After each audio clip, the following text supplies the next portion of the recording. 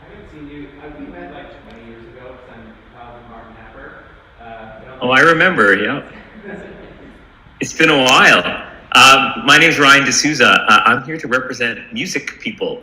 And I'm very happy to see Kimmy Rampersad on the stage there, a fellow Shaw Festival company member. And I'm really excited to be here because I love auditions and everything auditions. Amazing. I'll ask everyone to introduce themselves, starting from Jane down across, and we'll end with our host for the day, Kara Joseph. So I'll jump up on stage, and hopefully Ryan and Alex can hear. If they can't, I'll just jump down here and repeat the questions, and then we can clearly hear them. Okay? Again, I'm Carson. I am the artistic director of Rainbow Stage, and here representing, I guess, Patterson. I spent many fun summers under the dome as a kid and a young teen, and I represent actor people and also someone who really probably one of my favorite aspects being an actor for me was always auditioning and rehearsing more so even than performing. So I'm happy to be here discussing this topic with you guys today. Good morning, I'm Kimberly Rampersad. I am the Associate Artistic Director at the Shaw Festival, and with my other hats, dare I say, I will wear a hat as an actor, a director, and a choreographer.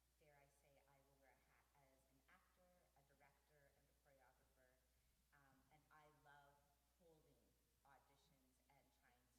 So I'm very happy to speak about that and your empowerment when you go into a space. Hi, good morning. My name is Paula Petoskey. I am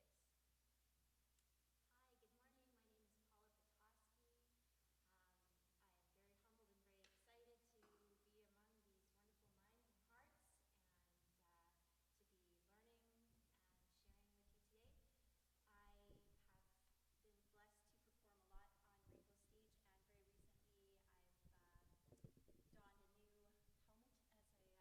I have been blessed to perform a lot on Rainbow Stage, and very recently I've donned a new helmet as a music director. So I'm here to talk about things from that perspective too, because being on the other side of the table has really changed some of my views about auditioning and how it works and things that we can do to grow and,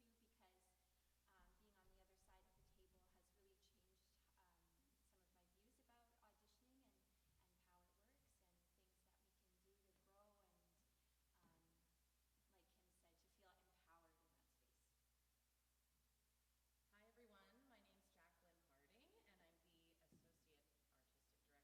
I'm also an actor and a voice teacher, but today I'll speak from my position at Rainbow, which also includes being an administrator of auditions. So I've sat in on many auditions now and received hundreds and hundreds of submissions. So I think I can bring some insight into that. And she's a great scene partner, great reader. Yeah, great scene partner.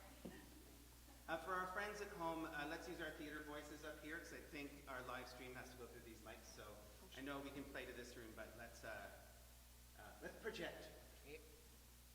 Okay.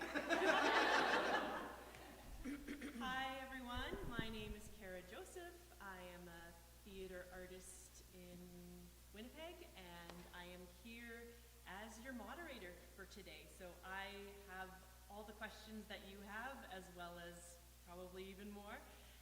So the way we're going to run this is, I've got a list of questions here that I'm going to ask our lovely panel. And if there is something that sparks something that you just need to ask, feel free to put up your hand. I will call on you and you can get that question out. But we will have some time at the end as well for questions, so if you can sit on it, great.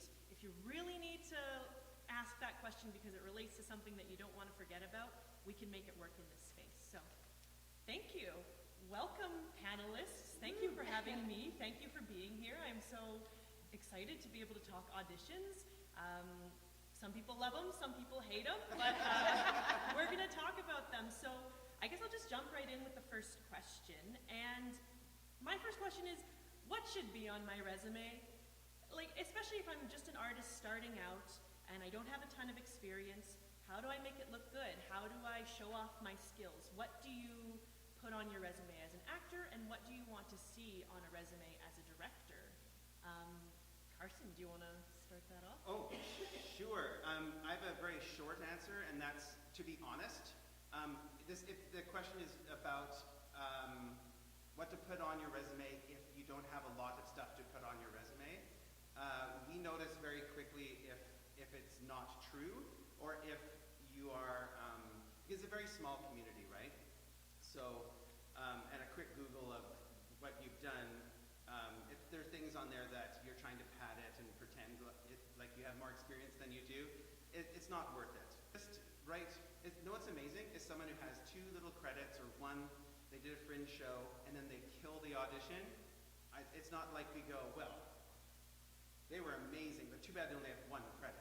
It's more like, well, let's add another credit to that page because that was an amazing audition. So usually honesty is the #1 thing for me. I also want to note that I think we only have Ryan for the first hour, so if we ever want to just make sure we're involving him too, we'll get in there. So I'm curious what our panelists over there think too. Let's pass it to Ryan. I would like to hear it. I would say, yeah, I mean, Carson's right. Honesty really is the key. Not, you want yourself to come into a company to succeed. And we always want to put you in opportunities to succeed. We want you guys to do well in these. So when you come in and represent yourself that way in a resume, sometimes less is better. We do want people that are fresh and we can really work with them and bring a new energy into a company. So, and as much as you can get your personality into there, sometimes a little, in the extra skills, a little fun comment, don't go crazy and put, huge stories about your life, but a little quirky comment or something that makes us go, oh, that's so individual, that's really interesting, will stick out when you're reading, 150 resumes for a series of 25 or 30 slots. But ultimately, it really is about setting yourself up for success and giving you the best chance. If you're a good sight singer, you can put that. Some people put perfect at sight singing. That's a really terrible thing to put because nobody's perfect at it. And you're just setting yourself up for me to say in an audition, sing this now.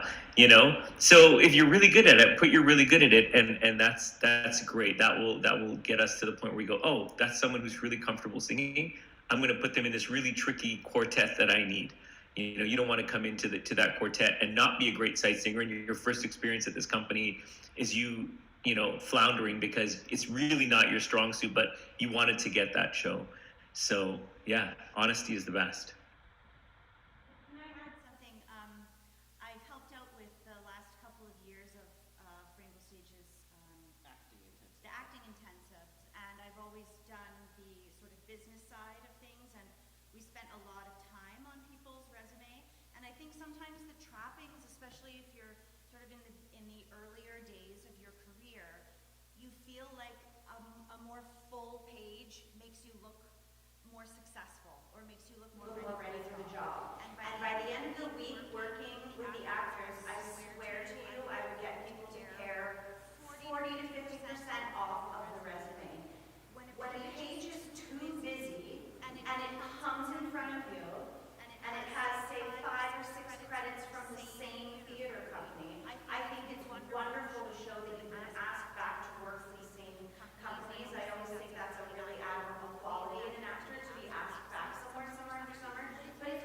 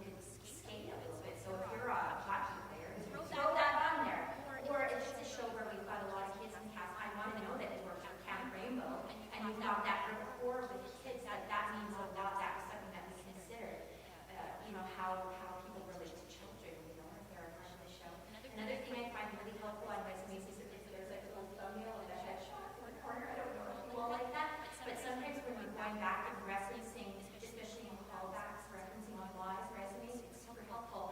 Capitals, when it's fun, and it's when you get to see your face right on the resume. I love that personally. And then the other thing that I really, really value on a resume is your vocal range. And you might not know how to do that, but if you can, find yourself in a position that can help you determine your vocal range, sometimes It's the difference between can you sing a C6 or a D6 for me, depending where the score ends up for the sopranos at the top. So if you've got that D6, then, I want to know about it. And if that's something that you're not able to do to provide on your resume, of course, we'll find time in the audition to check your range. But it's great if it's there and and you're honest about that one. From sort of a really detailed admin perspective, the clean margins I think is a really great observation. Also, when you're submitting your resume, you should always submit it as a PDF and not as a Word document or like a Pages document, just because we might not have that program. If it's a PDF, we can open it really clearly. I can send it to the creative team, who all may have different types of computers. There just won't be any trouble opening it or any formatting issues. Like sometimes if you send a Word from the online version and it arrives at ours and we open it, the margins can be all off, even if you spent 3 hours trying to get those margins narrow enough so you could fit everything on the page. So that's really helpful. And then maybe this is just a little submission.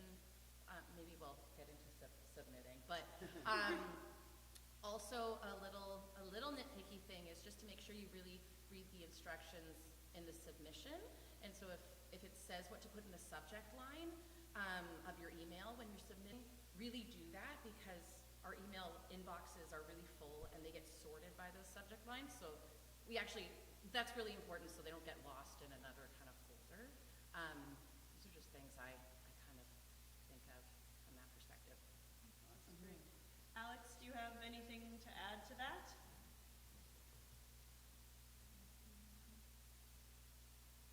Alex, can you hear us?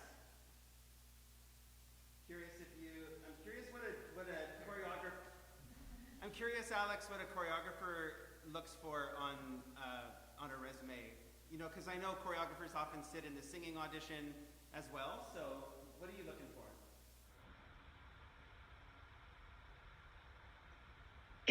Yeah, to me, like any sort of, if you don't consider yourself somebody to have had a ton of dance experience, any athletic experience, I think that anything on your resume that demonstrates that you've worked with a group of people before, whether it's on a soccer team or you've done gymnastics, I think that's really valuable to me, showing that you are used to working as a team is really valuable. And I totally echo what Kimberly was saying about doing your research about the particular theater. And if there's somebody that that has maybe directed at that theater or worked at that theater, if you have a little bit of a connection to that person or that person, maybe there's a way to have that on your resume as a little bit of a talking point and a way to make a connection. That's awesome. So, maybe tie all these things together. If this resume with clean margins that may or may not have your headshot up in the corner usually starts with your name and your contact information. Right, no address. We don't need to know everything about you. Social security number. No measurements. No measurements, no weight. That's none of our business. Thank you. None of our business. No, that's Sorry. okay. But just sort of in general, like what I did is I just sneakily went to like talent houses, like an agency who has like a consistent format. And I was like, oh, that's what they send out. It was basically what Jane was saying. It's like the roles you played, the theater it was at, and the who directed it. And it's usually followed by maybe your film and TV. And then a bit like what I loved about what Kimberly was saying is that it's super common that someone will say 4 years singing, 3 years dancing, and it'll say like kick it. It'll say P. Petoskey, and I'll go, oh. Okay, I can like fire Paula a text mid-audition and be like, tell me about so-and-so. And like, if they've taken if I see like a Herzog, you know, workshop, and I already know that who you've worked with, and if I haven't seen the name, that's also super interesting. I'm like, who's that singing teacher? And then this last piece that Alex was saying about, and Ryan too, about fun little things. There's usually a thing at the bottom that we call special skills, and it generally tends to be one of my favorite things. Like, after all the meat of your resume, sometimes it says like solves a Rubik's Cube, and I'm like, I don't know how that helps, but it makes me laugh. But generally in there is where you can say that, you know, you played football, you played hockey, and it is of interest to an athletic person who's taking over choreography if it's movement. And if you can yodel, like these are things that pop in there. Play instruments. Play Or instruments, play yeah. instruments, yeah. These are all like fun little things that don't hurt to throw at the bottom. But that's generally the kind of layout. Great. Okay, my next question is, what makes a good self-tape? Companies are allowing artists to submit self-tapes more and more, and I know during the pandemic I submitted so many self-tapes my head could explode. So what makes a good self-tape? What do you want to see? What do you do? And are there any tips, tricks you could share? Let's start with Alex, if you heard my question. I totally did. Yes, thank you so much. Yeah, okay, so I think, you know, when I'm watching self-tapes with dance on them, I mean, in a perfect world, we'd all have a dance studio that we would have access to, that would have a ton of, you know, space that you could move freely and in a big way with a blank background. But we also absolutely 100% do not expect that you should rent a dance studio or something like that. That being said, if there is a part of your home or your living room or your apartment that you can use, that's wonderful. And if you can take those 10 minutes or 15 minutes to kind of like shove the couch out of the way, roll up the carpet, maybe even take some photographs off the walls, things like that. And I only say that just so we have a clean space to work in so you can stand out. It's not about, you know, anything like aesthetic with the exception that, you know, when you're in a dance studio, it's white walls, a mirror, and you. So the more that you can make whatever space that is accessible to you, a clean slate so you can pop on the space. And I would say also, you know, if you can dress in a way that feels authentic to you, in a way that you feel your best, that's wonderful. And then beyond that, I would think about, in your imagination, what shoes they might be wearing in the audition. So, you know, if we can avoid wearing socks, if you have some jazz shoes, if you can wear jazz shoes, if you feel comfortable in a character shoe, if that would suit the style of the show, the more that you can dress in a way primarily that feels authentic to you, and second, in a way that would maybe lend itself to suiting the style of the show in a clean, kind of blank slate space. I think as a choreographer, that is what we hope to see in auditions. Ryan, do you have anything to add? On that, I mean, you're trying to recreate being in an audition room. So, you know, like Alex said, the professionalism of the space, of what you're wearing, and of the approach. You know, we did have one where your roommate was standing behind the window staring through, is less useful than, you know, you being there, present. And especially with music, I just want to be able to hear you. I don't need professional quality recording. We don't need little cutaways. I don't need reverb and grates. I want to hear you. Listen to the tape. Make sure that the balance is good between the singer and whatever instrument or track you're singing with. But it's an opportunity to just hear you for real.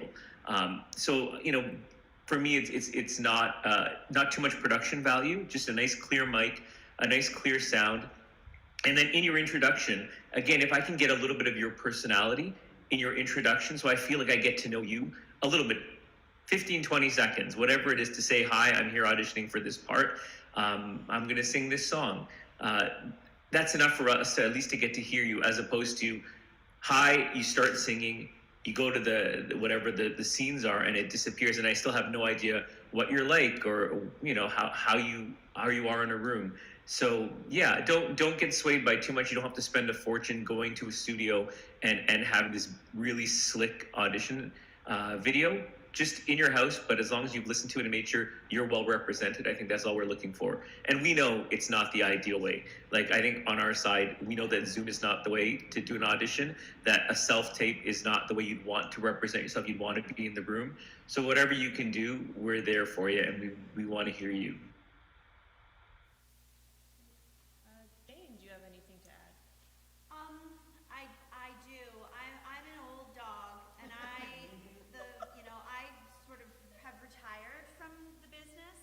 So the bulk of my career was from the mid '80s, when Kimberly and I first started. It was probably 1985 when we did our first show together at Rainbow, until like the late 2010s. So I was really not a part of this new world of creating short films for a musical theater audition. I find it devastating, and I grieve for you all that you have to do it, but it is part of the world, it's part of the reality. So finding a way to get yourselves to enjoy it is all you can really do.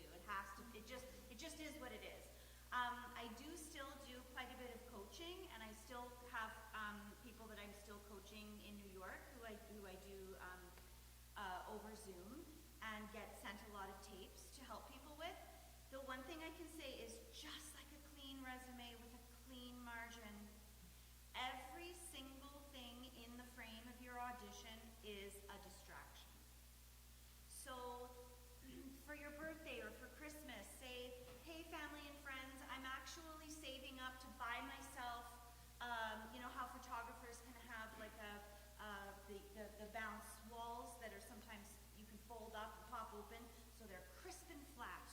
Or I'm going to paint this one wall a very soft muted color, and so that I can move some furniture away and always have a clean, flat surface behind you. Because I hate to say it, but everything in that frame is a distraction.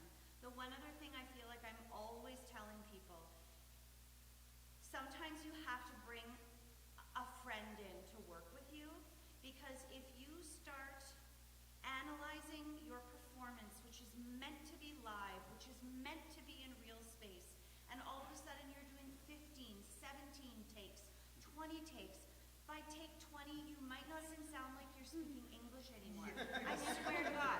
You think you're speaking English, but you're actually moving into a land of gibberish. So sometimes stopping after 5 or 6 takes and sending something off to a friend that you trust, be that for each other. And so I'm taking too much time, but one other thing. I also have a couple of people who send me tapes regularly who clearly need to start making films instead of auditioning, because they're putting so much technical effort into their audition that then I'm like starting to notice their lighting and their production values and their this, and actually it's overproduced, and then they get lost. And it's like, take all that energy and make a short film, but put in your auditions, just make it about you. Is that totally? I mean, we could talk about this forever. There was one day after last year, after talking a lot about these auditions with the group of actors we were working with, I almost wanted to cry after, because I think it's a real challenge to have to create that live energy on a tape. But I think it's so great what you just mentioned, is that it's so easy to think, like, when you go into an audition, like, oh, I'm so nervous, what are they going to think of me? But I hope that you're receiving from the energy of everybody here today. Everybody wants you to be comfortable and great. Yes. Nobody is waiting for you to fail. Nope. So if you approach your tapes and your auditions in that way too, like, everybody's pressing start with a breath of fresh air, right? So I don't mean to make it a negative experience, but I feel for you. That's all. Yeah. Embrace the imperfection, because it's supposed to be live. So embrace it. Embrace if that note goes a little, be like, do I really need to do that again? Or did I recover really well and that's just a part of the human experience? Because that's what it's supposed to be. All do you have a theater company or creative space where you can get a room for free? Because there's got to be a place, and I think all of you can put your heads together and find that place and then share it with one another. Because that's where you can go to do your tapes. Daphne just went like this. Yes. Just Yeah. so you but know. do you know what I mean? Do you have a place where you don't have to let us into your sacred homes? Because I don't like it, and I'm like, I don't like it. I don't like it when I'm like, I go and find somewhere to do. I was like, you have already imposed so much of your will into this audition that I should just be able to take the TTC or the Winnipeg Transit for it. It should only be an hour and a half, and now it's taking me 4 hours to make this bleep and tape so I can try and, like, it's too much, and I'm not getting paid. This is for the opportunity to work. So, first of all things being equal, can you get it out of your home and somewhere close by that is for free? 2, all things being equal, do you have a buddy? Can you start creating an audition community, a self-tape community, where you can find a group of friends that be like, hey, I'm putting this together, is somebody available? Because it will get you from spinning into the rabbit pool of 20 takes. Also, how nice to not have your iPhone to do a scene with of your own voice that doesn't breathe with you. As you're trying to make the, I'm just yelling my truth at you. I don't know if any of people have done that, where you're just like, I'm doing a scene with me in my iPhone with my iPad. This is the worst thing ever.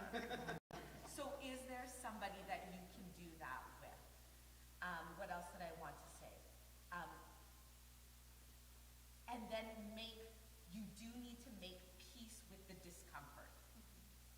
If you don't love it, do make peace with the discomfort, because being an artist is about being uncomfortable. That's what we do. We live in uncomfortable spaces and find great joy and satisfaction from it. But let it come from the process too, because if it doesn't come in the process, it's not going to happen on stage once you perform. So let this be a part of your performance. Your performance isn't always just on stage. Your performance is once you decide to engage with the work, and the work is your audition. So get to know discomfort and be like, come on, offer them an arm. Be like, hey, discomfort, coming into this space. See if you can find a space for free, perhaps with a buddy. And then, best of all, can you get some things in your reel before the audition happens? Do you have downtime where you can start putting a monologue, you can start putting your ballad, you can start putting your up-tempo, your pop rock variation, your folky McFolkerson tune? Can you do that now so that when the audition comes, you're not scampering for it as you're doing 2 jobs and going to school and already in another show? Can you get your database of awesome artistry in here now during slower times, so that when someone says, hey, you're like, send.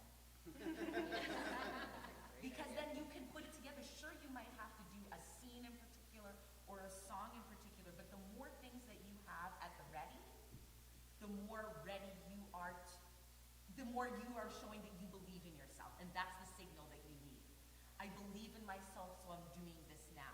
And that way, if other people you're not booking work, you're like, that has nothing to do with my artistry. Look at my art. I am prepared. Your artistry then comes from you, not from being validated by the other people on the other side of the screen. Go, Vinny. Yeah, I have a question to add on to that. I'm again old-fashioned. I stress this a lot. I still love an old-fashioned card and a stamp. If I was introducing myself to the Shaw Festival as a new actor, before their general season, I would send a handwritten card to Kimberly and the other artistic directors. Whether I was a new actor in town, I wanted to reach out and introduce myself. I'm looking forward to seeing you at your upcoming general auditions. Those people always have a way of getting back to you. Another big thing for me is after I did an audition, and if it, regardless of what happened within the audition, if it was somebody that I was really craving to work for, again, again, I would write them a card and say, just so you know, I'm going to be doing this show here coming up next month. I'd love to give you and a guest a ticket. If you'd love to be my guest, please email me back and I'll make sure there's tickets for you at the box office. So you're making those connective tissues. I think you have to kind of make some kind of a connection with a director or producer before you can just get their email and send them your reel. Do you know what I mean? But I think there's stepstones beforehand that go into that. And even Carson started getting old-fashioned cards from the actors that we were working with over the last couple of years, and it really says a lot when someone takes time to make a gesture like that. So for me, it's so old school. Like, you'll literally have to go and buy stamps, like wait in line at the post office. But I think there's connective tissue that happens before that step. But then that time will come where someone will say, I'd love to see your reel. Send me everything you have. So I would do the before steps first. Does that sort of answer your question? Yeah. Paula or Jackie, do you have anything to add to self-tapes before we? Sure. It is so much harder to make a self-tape than it is to show up for a live audition because you're doing all of these other jobs that are really not the job of an actor, right? For the back row, please. Say it louder. Normally, the things that are provided by the theater are the space, an accompanist, a reader, all things that you have to provide for yourself in a self-tape. If any of those things become barriers for you, and I'm going to speak directly about the accompaniment track. If that's a barrier for you, if you've got to go out of your way to pay somebody to create that for you, if there isn't a karaoke track or something that's appropriate for the side that you've been asked to read for, me as a music director, I have no problem with an actor just asking me for that, you know? Because it's something that's provided by the theater, you know, like we pay an accompanist to be here for auditions. Why should the people submitting self-tapes have to take on that cost themselves? So I want to say to you as actors, advocate for yourself in that way. If there's something that you need that's a barrier in creating this self-tape, there's no harm in asking. You might not get every time the answer that you want, but there's no harm in asking. The other thing I wanted to talk about was specifically about the singing portion of your self-tape. One thing that I noticed teaching over Zoom during the pandemic voice lessons is it really that you're in a space that's larger. Pretend that you're in a big theater and you're sending your vocal energy way past that camera, because that's something, and I've seen it with singers where I know their voices really well and I know that they know how to send their vocal energy out, but the minute there's this thing in front of them that's digitally capturing their sound, that's where their energy goes, and that's not what we want to see for a theater audition. For a film audition, maybe, you know?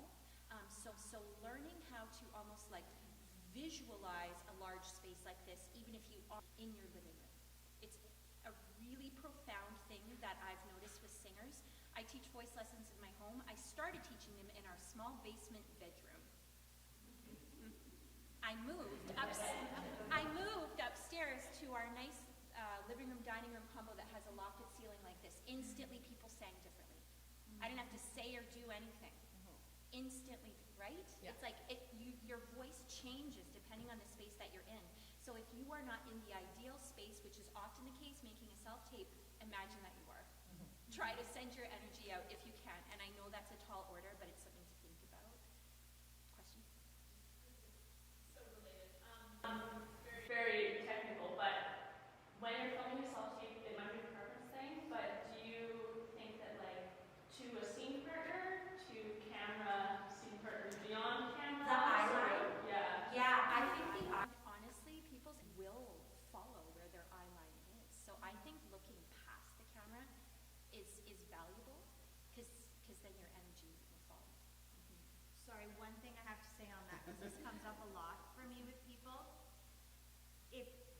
So say this microphone is where my camera is. Sorry, what's your name here in the break? Sam. So Sam is where my scene partner is. There's the camera right there. Sam is my scene partner. That is enough of a shift of my eyeline.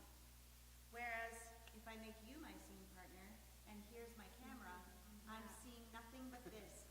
But then the most crucial thing is, on the far side of your room, if you don't have a buddy there to be a reader, but that's your eye line, you either need to put an object on that wall, like a tiny piece of tape, because if you're soliloquizing and, you know, if whatever's happening in your song, and then I come back to that person and now all of a sudden they're over there, it's messy, right? So you have to build, when you say like, be in a bigger space, just like when you come into an audition. My most successful auditioning was always like, I had the set designed, I had everything was alive. I never walked into a rehearsal room. I decided what that space was before I got there. I was in control of what that space looked like. I already built that environment. I brought that with me. So that environment is living beyond that iPhone, right? So you have to create that whole space. But eye lines are very, very specific. So do yourself a favor by making a mark on something, if it's something that's meant to be directed to someone. If you're not, you know, just generally soliloquizing or in the midst of some kind of monologue that's very internal. But that eye line of where that person is should be a half an inch away from, sorry. Jackie, anything else to add? My little tidbit is, once you make your fabulous self-tape, then to submit it, the best way that I have found to receive them is to throw it up on YouTube as an unlisted video and send the link. Any other way of sending a video, like if you just attach a video file, like they can be too big, they can be, again, hard to disseminate to the rest of the team. So that's really the cleanest, most simple way for us to receive it. So unlisted link on YouTube, so it doesn't have to be for the whole world, and make it live, and then send us the YouTube link. That's the easiest, cleanest way to send it in. What's the word I'm looking for? Your name? Yeah. Yeah. So the Google Drive is not No. I don't know what to say. It's your ends up always. Those are the ones where I often have to go back and forth, and then. And every theater is yeah. different. So she's speaking from Rainbow's perspective, and that's an example of following the submission guidelines. That's how we would like to see them. How the Shaw Festival wants to receive videos could be different. Yeah. So you just make sure you follow the Yeah. submission guidelines. Yeah. Great. I want to be very cognizant of time and Ryan's time, so I want to squeeze in another question. Okay, so let's pivot to in-person auditions. What are some do's and don'ts upon getting in the room? What do you wear? What do you bring with you? What do I do when I get an audition? Ryan, if you could speak to that. There's a few things. For me, one, you want to set yourself up to do your best. So as a singer, you want to be grounded. For women especially, crazy high heels are the worst possible thing for your breath. You want to be able to support. And if you're comfortable singing in them, that's great, but practice in them so that you come in and you can take a nice big breath. You can really give me your best sound. For your book, I mean, every music director, every company is very different in what they want to hear for an audition. I love to hear your favorite song. What makes you sound the best? So make sure that your book is populated with songs that you feel really comfortable singing. I can't tell you how many times people come in and, you know, as a music director or as a piano player, you'll flip through a book and go, oh, I love this song. How about this song? And someone says, no, I can't really sing that song. Be careful what's in your book, because when you walk in, I'm going to look through it as the piano player or as the music director.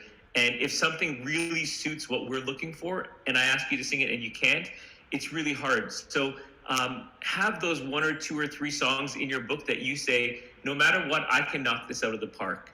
Even when we ask you to sing something, inevitably, if we're interested, we're going to ask you to sing something of your own that will really show you off. And it doesn't have to be, I think for me, the biggest mistake people make is they come in and they belt their faces off for a whole song. And, you know, I want to hear you tell a story. I want to hear different colors in your voice. I want to hear you take me on a journey through a song. So yes, you have to have a 16 bar or 32 bar cut, because that's what people say they want, but have a whole song. Have a song that you can start quietly, you can draw me in the beginning of the song, you're going to get to your big money notes, and then at the end, you're going to leave me wanting more. I want, at the end of your song, the goal is to have us go, oh my God, I have to hear this person more. I want to hear more storytelling.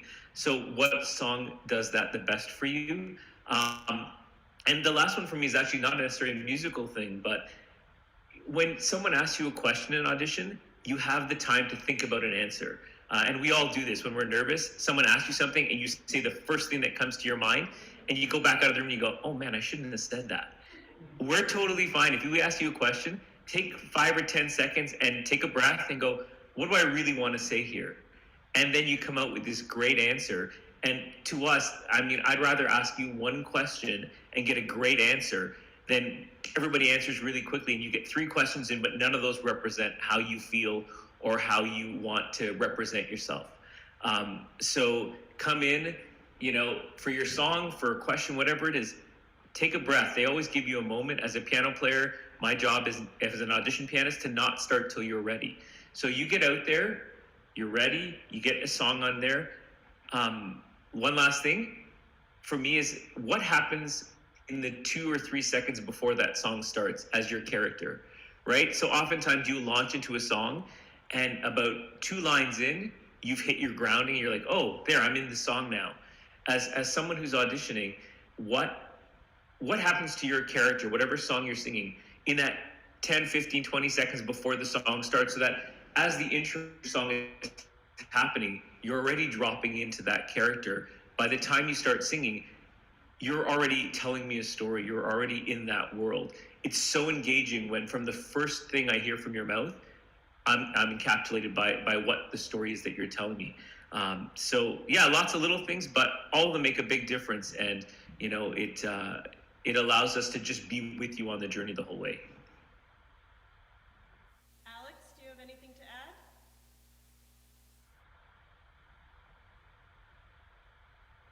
Hi. That's so eloquent, Ryan. I would say from the perspective of a dance call, the one thing that I learned as a performer, and now that I notice as somebody running a dance call, is that we're most successful when we practice it the way we want to do it. Rather than, I'm just going to stand on the sides, learn the steps, and then when it's my turn in a group of 4, that's when I'm going to turn it up. No. I would say, as soon as you're learning the steps, from the very first count, build in that character. Build in the expression, start to find the character and get it in your body full out. Of course, you want to be mindful of like your energy and, you know, all of that. Pace yourself for sure. But practice it the way you want to do it. Because if we ask ourselves to turn it up 100% or 75% or even 50% when it's your turn to do it in a small group, in an audition setting, when we're already nervous, that's way too much to ask of our body, of our brain, of our nervous system. So practice it the way you want to do it. Get it in your body when you're rehearsing, when there's, you know, however many people are there, when, you know, nobody's really looking at you. Practice it the way that you want to do it when it is your turn to go up in a small group. And also remember that musical theater, to me, is not about casting perfect dancers. It's about casting wonderful and interesting, real, flawed, authentic humans. So all that to say, of course, you want to be mindful and diligent about learning the choreography and executing the choreography in the way that it is being taught. But like I was saying before, build in that character, get to know that character from the first moment, layer that part in right away.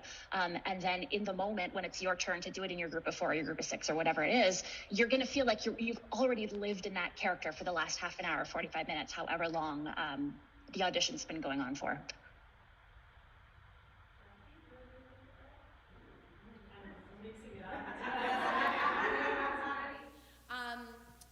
Yeah, I think just maybe piggybacking off what Ryan said is that I think it's when we're nervous, it's easy to feel like you should be coming in and just getting down to it and kind of rushing into it. But I always found it very empowering to think of like, this is my chunk of time and to take those breaths where you need them. So before you sing, when you're engaging with the artistic team, just know that that time and space is for you. Those like 7 minutes or however much is scheduled. It's really easy to really rush through it, and I think that's where you can find your grounding. That's where you can find your breath.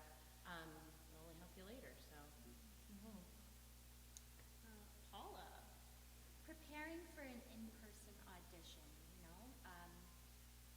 one thing that has sort of changed and evolved for me as an actor is I'm less concerned now with getting it right in the audition and coming to the audition ready to play. So what does that mean in your preparation?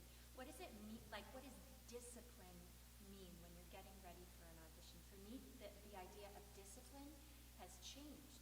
It's not about rehearsing it the same way over and over and over again. Oh, I have an analogy because it's snowing outside. You know when you trudge through the snow the first time and it feels really hard, because the snow is deep and this is the first trail that's been blazed, and then it gets a little bit easier and then a little bit easier. Every time you go through that path, your brain works the same way. The more you go down the same path, the easier it gets. But guess what? There's only one.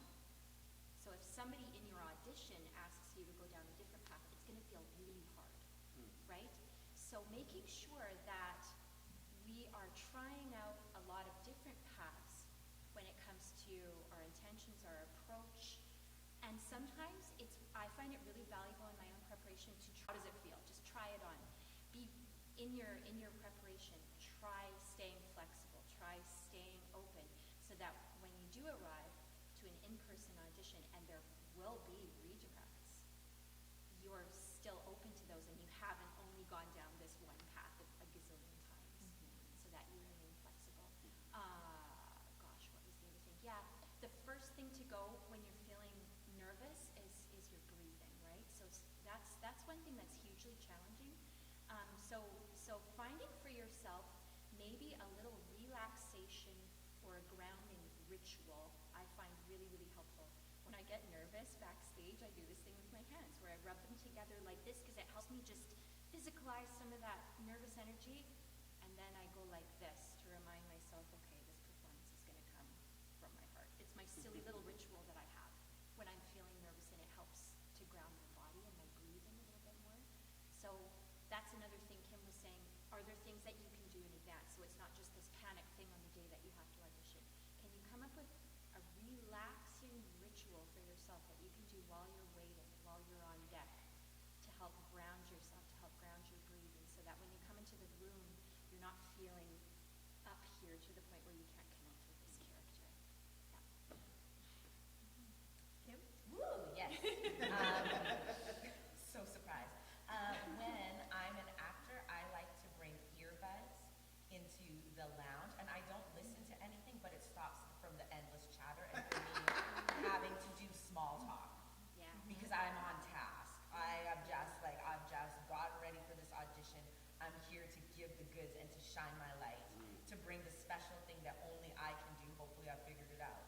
But I put the earphones in so that I don't have to have the hustle-fuss. Oh my gosh, what show are you doing, Mass? How are you doing? This and that. Don't need it, don't care. Do you know what I mean? Like, I really don't, and I want to be able to hear, when my name is called, but it's almost like a drishti, like, like your soft third eye focus, where I'm just all of a sudden I put them in, and it signals to everyone, oh, look at her, she's in process. I'm just trying to keep you out so I can do my job. So literally, if that's helpful, honestly, 2, breathing. As soon as you walk in the door, sometimes people, you can feel, everyone's like, oh my God, let's go, let's go, let's go. You don't have to go, this is your time. Literally slow down how quickly you walk into the space. Now you're in a gait, a stride, a swagger, whatever it is that you need to feel to literally slow your body down. Ritual. I put my hand right here. This is where my hand goes, where I know I have to calm myself down. And it just goes there, and I'm unapologetic. Walk in. Right now, some people like to give the handshakes when they come into the room. I'm going to say no to that right now because of the COVID and the safety. But do take time. Don't come so close to the front. Step back so that you can regard somebody and say hello and make eye contact, because when you stop and do that, what you're also secretly doing is slowing down your breath. You know what I mean? So you say hello, hello, hello, good like you, not bad like me, good? And then if you have the book that you want to go to, this is another point where you get to slow down again. Your accompanist is your best friend in the room. So you go, even if you know that it's so good and that the book is so organized, make sure your book is organized, please. Don't expect for somebody to, not only are you gonna give them a hard piece, make sure that everything is lined up, that it's all stickered and flips beautifully. And no baselines are cut out. Yes, like make sure that they can actually do their job to assist you. And if you don't know, do find somebody who could say, this is terrible, this is what you need, so that you have a friend in your accompanist. Take your time with the accompanist. Hi, what's up? Hey, hey, this is the piece I'm doing, so good to see you. Take those moments because now you're slowing down, and then into the center you go. Flexibility is key, just like Paula was saying. When we do our auditions at shop, you don't come in and do a monologue. We bring you in groups of 10 and we do a class with you for an hour, because then we get to spend an hour with you instead of 5 minutes. And we shake you up. We the laughter of recognition. We shake you up and we shake you out of the performance you were going to do and find everything else that's in there. So finding as many neural pathways to those one particular lines is helpful. Know the version that you want, your stanky version. Be like, listen, when I throw down in my art, papamo, and know that version, and then have other versions ready too, which then is time and preparation. Yes, so you have scene work.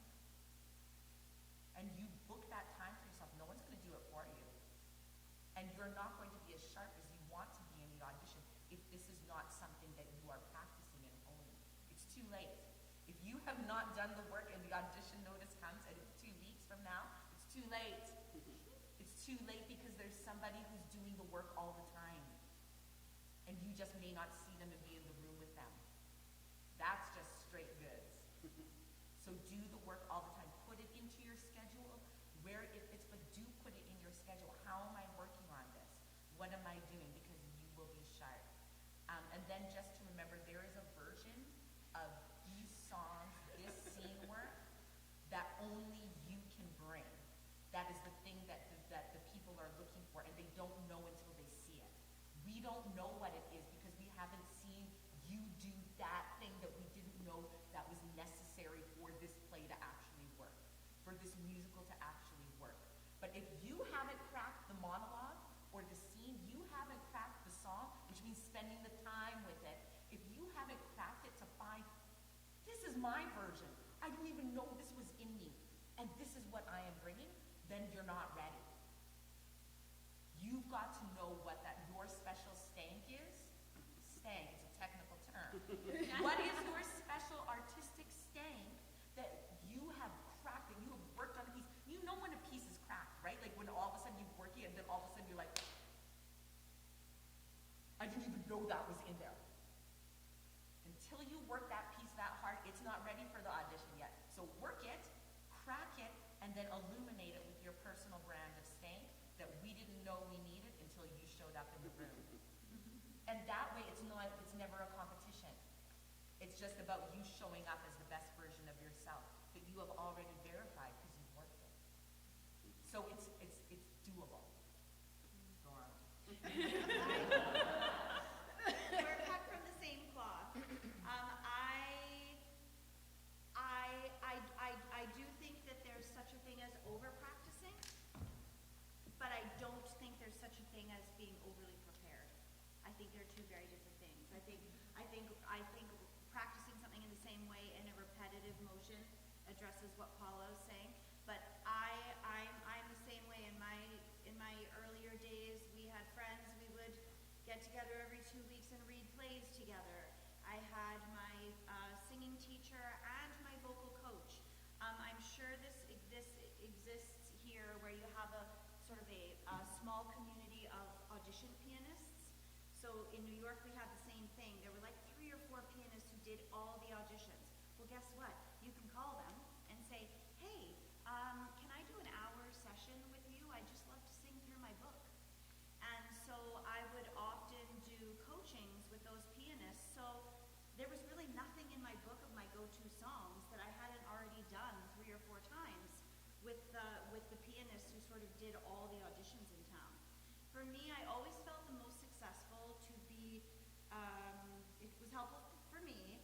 It's so important to be spontaneous, but I also needed to feel in control when I went into an audition. The things I could be in control of were, did I show up 20 minutes early so I could relax? Did I bring the right clothing to change into? Did I bring the right water bottle so I'm not standing in, did I bring the water bottle with a straw? Do I have my lukewarm tea? Do I have my favorite pastille that doesn't dry me out like a Halls that I'm gonna have when I'm in there? All those things. Do I have my little pack with my brush and my hairspray and my lip balm? Because the first thing that goes for me when I'm nervous is my mouth dries out like crazy. So I even had this little, I used to use this mouth spray for dry mouth, and that was a thing I do 2 minutes before I went in the room. I had my kit. It's like an emergency kit. And that kit was always ready. So I needed to feel as prepared. Same thing for me, my ritual as a singer was always patting my back before I went into a room, because I forget about all this space back here. So I never went into a room before just taking 10 or 15 seconds to put my hand on my back to remind myself. And then another thing, I think it's so important to think of it as an opportunity to have a performance. This is a gift you're giving these people. Like, you are so lucky today. You can't walk in the room and say, guess what, lucky you get to see me audition today. But actually, you are giving something to these people. So honor it and make it special. And then another thing I talk about all the time, I always think it's great to make a plan for yourself right after. I always made a plan for myself. Even if it was like, oh, I'm gonna go to my favorite Vietnamese restaurant and get pho, or I'm gonna meet my friend for coffee who I haven't seen. There's just something about like a little reward for yourself after. Oh, I'm gonna go and get baked expectations or whatever. Yes. Like, just make a plan for yourself. Life goes on, and for me, I always love just having like a little plan for after. It just sort of helped kind of bookend the kind of making it a bit of a celebratory experience. So those were some things that always helped me. Ooh, and I was gonna say, do try on the outfit that you're gonna wear before you come in. Please, I've seen so many people workshop an outfit that they thought was gonna be good, and then come in and it was no good. And now I know, this has nothing to do with gender, but if you are wearing short skirts, y'all, please don't let them be so short, because when we're sitting low and you're sitting back, sometimes I see underwear and bits. That's distracting. It is. Distracting, discombobulating, it's all kinds of things. And then I feel terrible because I can't make eye contact, because I can't make any contact. So do make sure that things are of a length so that if somebody's sitting further away, that you're not giving more of a show than we're not paying for.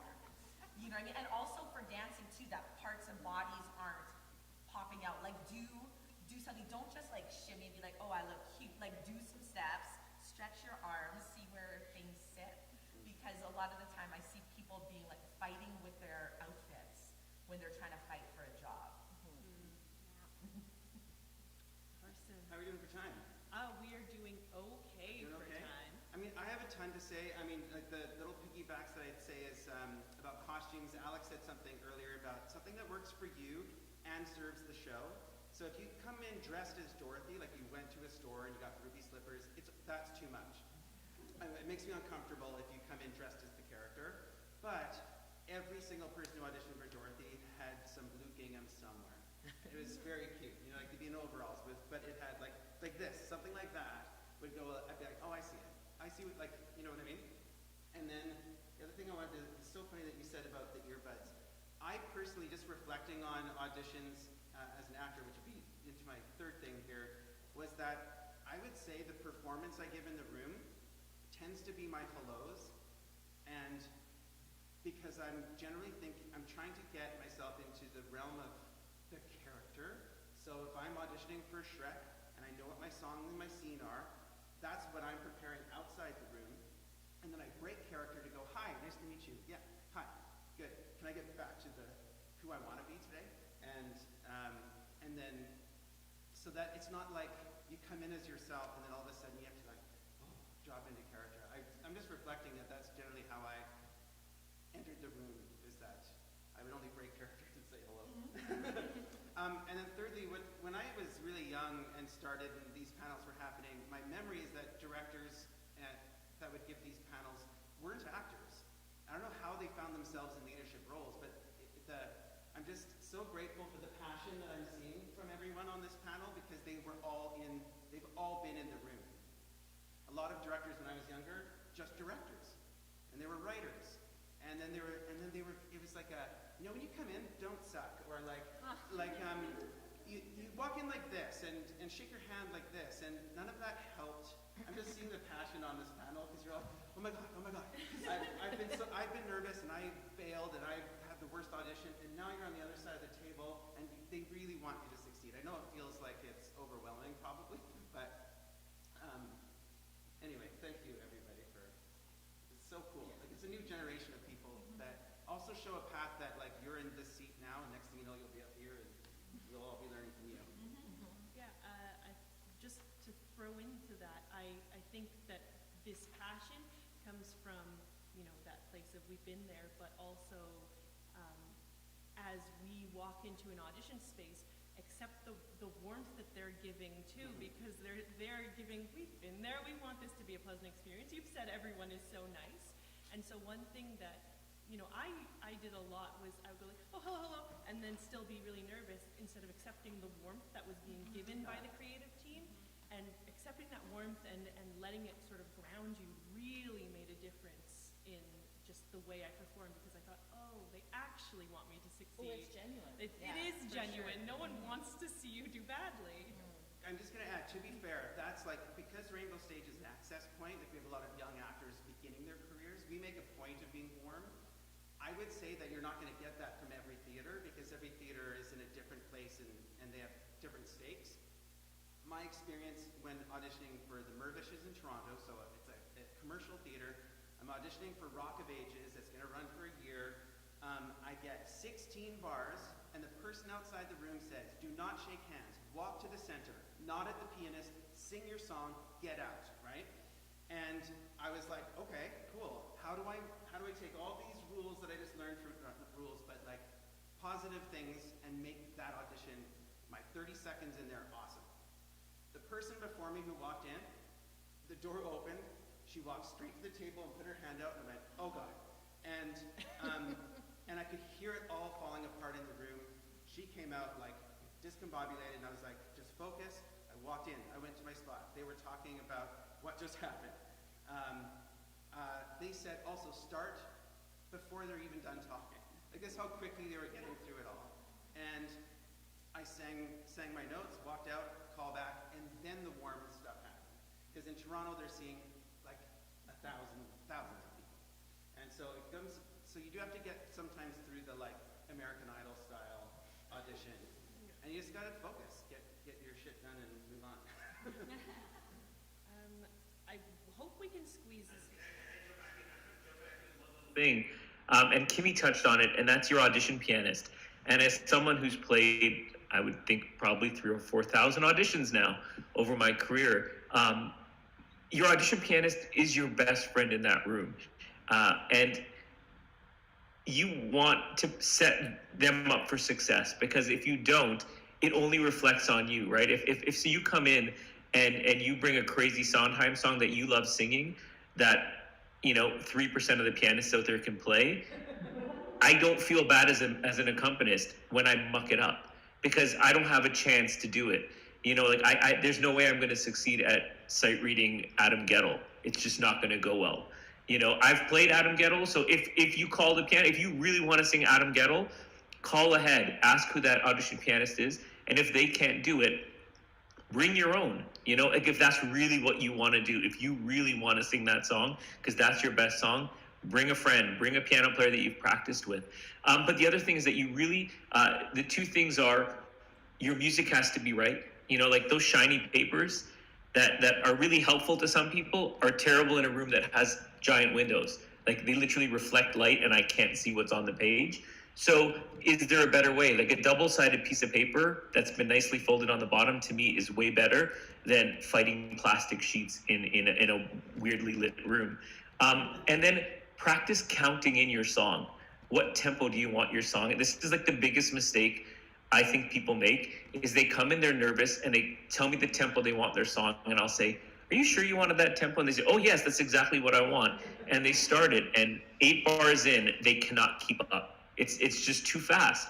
And my job is to trust you that you are going to tell me exactly what you need. Now I'll slow down if you slow down, but sometimes people don't want to slow down. They actually want the song that fast because they want to play around it, and then I feel guilty. So come in, practice with a piano player, practice with multiple piano players if you can, because you don't know who's going to be in the room at any given time. And like Kimmy said, you got to know that song inside and out, because as a music director, I'm not going to ask you to sing another song, but I might turn your song on its head and say, "You're singing it like this. Can you sing it like this for me? Because I want to see how malleable you are." At Shaw, the TC really goes for the let's muck you up. Let's change it and see how you deal with the change. It's the same when you're singing a song as a music director. I want to see how playful you are, because I see you for 2 minutes in a room, but I'm going to spend a month with you. I'm doing a show in Edmonton now, and we did Zoom auditions, which are really, really hard to do, because I don't get to play with the singers. I don't get to actually try things. It doesn't work on Zoom. So you get here, and I find myself 2 days into rehearsal saying, I have to have an actual session with each of these singers, because I want to know how they sing a song. I want to know how they approach a song, so that as a music director, I can best use their skills and use their approach to music to make them succeed. So when you come in a room, know that song so well that if the music director or the director says, "Great, I love how you're singing it," do it the opposite way. Let's do it 5 ticks faster than you usually do it, because I want to see how you deal with quicker breaths and shorter thoughts. You're going to really impress if you can just dive in and jump in and do it really well. You don't have to do it perfectly, but if you do it really well, it's going to make such an impression on us and give us so much more knowledge. So invest. It's a great investment if you can find piano players that you don't have to pay a lot of money to. And a lot of us are great that way. Like, I'm happy to do a session and say, "I don't have any money right now. Can we just sing through some stuff?" Great. Or you're playing this audition. Can I steal you for 5 minutes to play through a song? Most of us will happily do that. So find those people that will and use them. You'll be able to pay them back later when you get a gig and you bake them cookies or something, But ultimately, you want to get a chance to work with a bunch of different people, so that when you go in a room, you're never surprised. Maybe I can offer a few names of pianists in our city who play, I feel like, most of the auditions. There's Renata Rossel, there's Rachel Cameron, Paul DeGurse, Carrie Denby, Andrew St. Hilaire. We can provide that stuff. Yeah, but yeah. You can ask me too, and I always take, we can trade favors. You can come and be a reader for me for self-pay. Yeah. Babysit my children. If you don't have any money. Can I just say one other thing? If your repertoire, your audition book, not your repertoire book, your rep book is not your audition book. Just like your resume, again, it has to really be as clean as possible. Like my audition book, I had blue tabs for my ballads. The titles of the songs were all on the tabs. My up-tempos were in red. The pop rock were somewhere in the bottom. But so that when anybody ever came over to the piano to see what else, I was never fishing. They were never fishing, because everything was clear.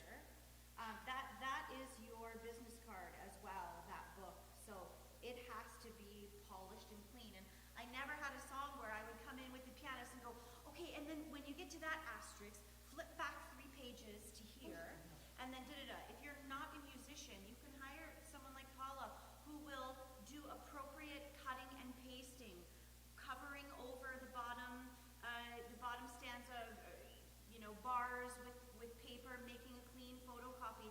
So you're not asking pianists to decipher this mess of highlighted asterisks of where to go. So it's all about preparation, and a great pianist, a great musician, someone can help you with that. So you're also not sitting down and giving your scene partner, who is your pianist, 10 minutes worth of direction to get your song right.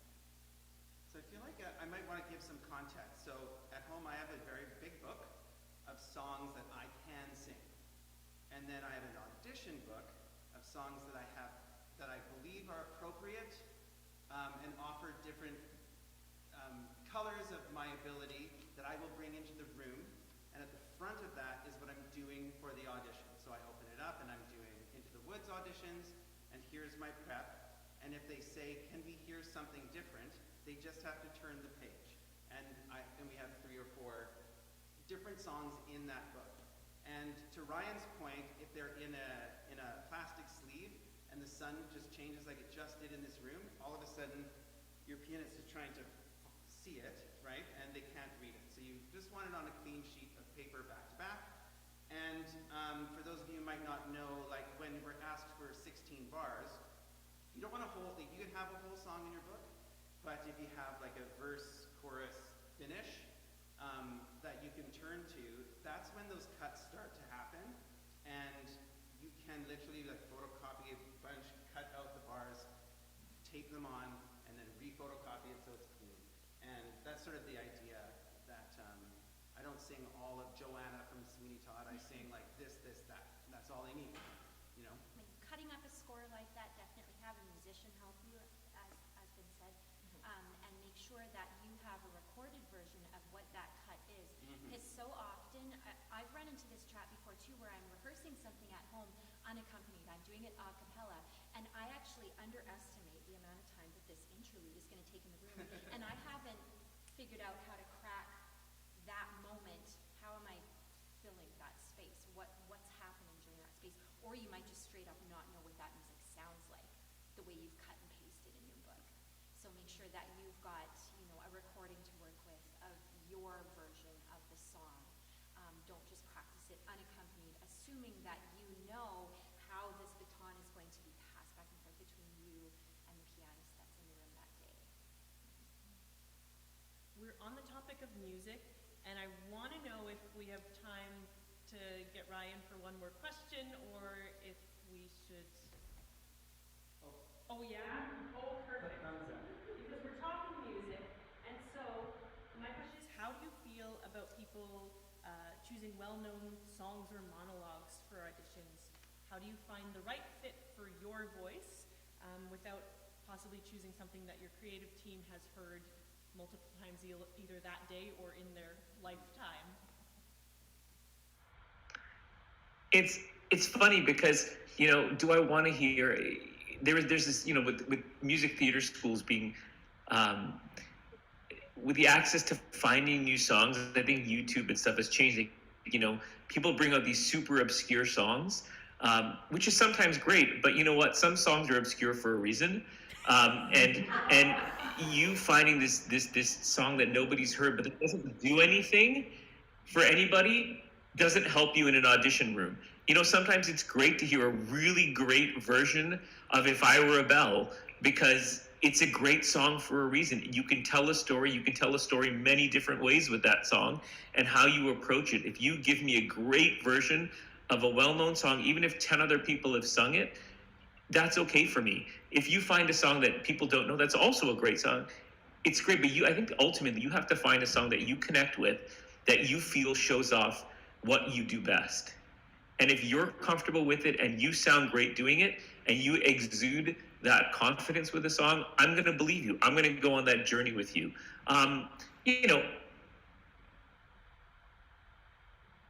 Too long is too long, right? I say I want to hear a whole song. I want to go on a journey. Yes, but I don't want to go on a 14-page Meadowlark journey.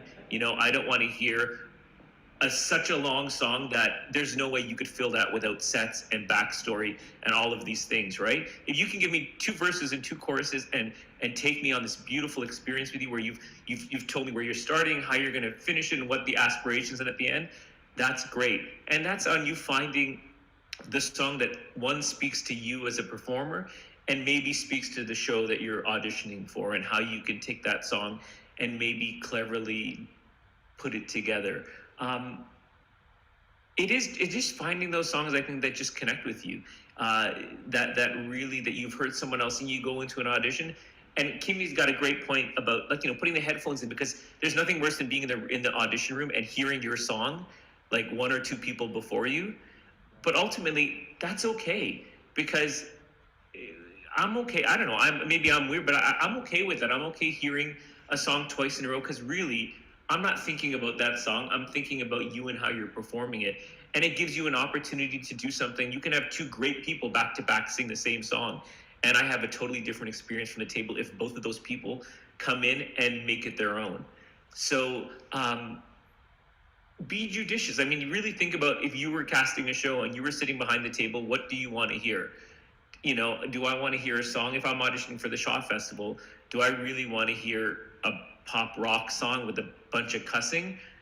Probably not, and generally you don't want that in your book anyhow, I don't think, because most people aren't going to go for that. If it's a song that really kills and you have a great edge on it, you can take the risk. That's okay. But having 3 songs in your book that are just represent 3 different styles, or a legit classical piece, a modern music theater piece, and a great pop rock song, that all 3 feature how you sing, the range you want to sing a show in, and the kind of character that is age appropriate and for the kind of characters you want to play.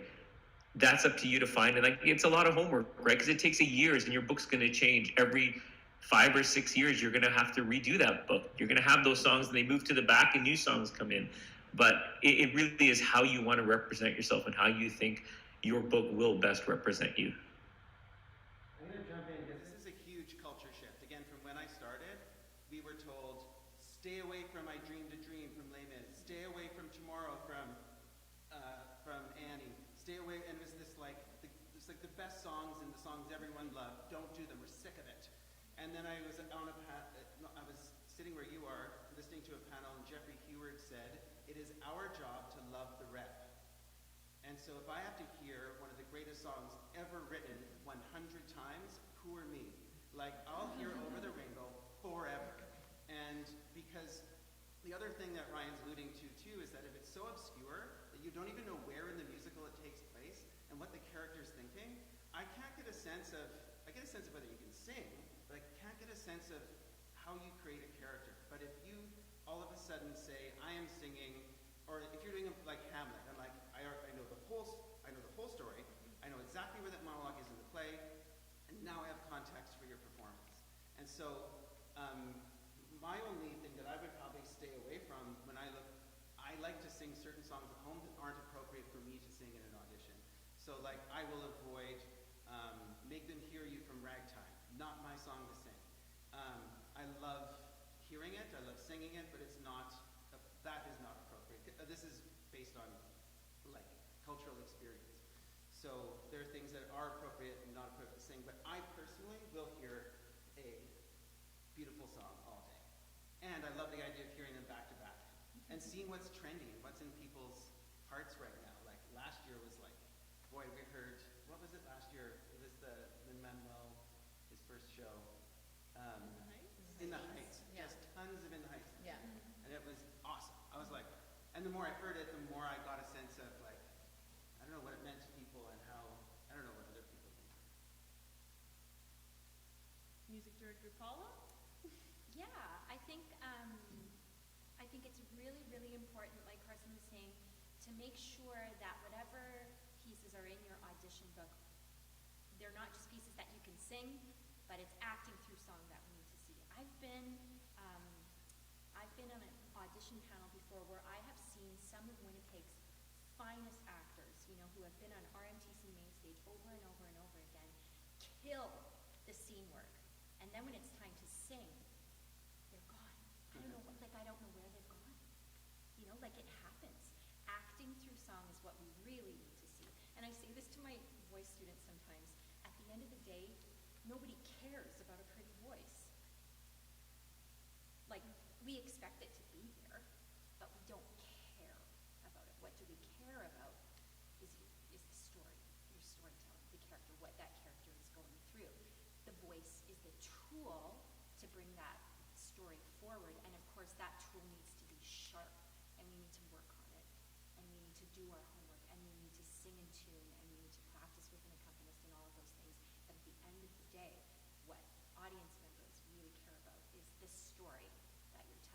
so making sure that it's a song that you can do that with first before, you know, you do all of that technical work with making sure that your phrasing is this way or that way or whatever, is number one for me. Because I've seen beautiful, beautiful, beautiful vocal performances, but you don't see that spark. I don't see who the person is and what they're going through, then it falls flat, right? So finding those special pieces that you do connect with is really, really important. And if you have like a short list of those pieces, maybe it's valuable to go and spend some time with another musician or a voice teacher or something and have them sort of say to you, you know, this one, really, I'm seeing something special that you're bringing to this song that everybody and their dog sings, you know, but you're bringing something really, really special, because you might not just like know for yourself necessarily what those songs are right away. I think, you know, as you go through and you're getting more and more experience with auditioning and figuring out who you are as a performer, those things will start to feel maybe a little bit more intuitive or obvious. But maybe, you know, asking the opinion of somebody else, like, okay, like I've got these 6 songs, you know, I've got these 2 up-tempo and these few ballads, like out of these 3, which one really do you think I'm bringing something special to? Which one would be good for a general audition moving forward? It might not be the piece that you have been singing forever and ever and feels like, okay, this is my song, you know what I mean? Maybe it's a different one, maybe it's something that you didn't expect.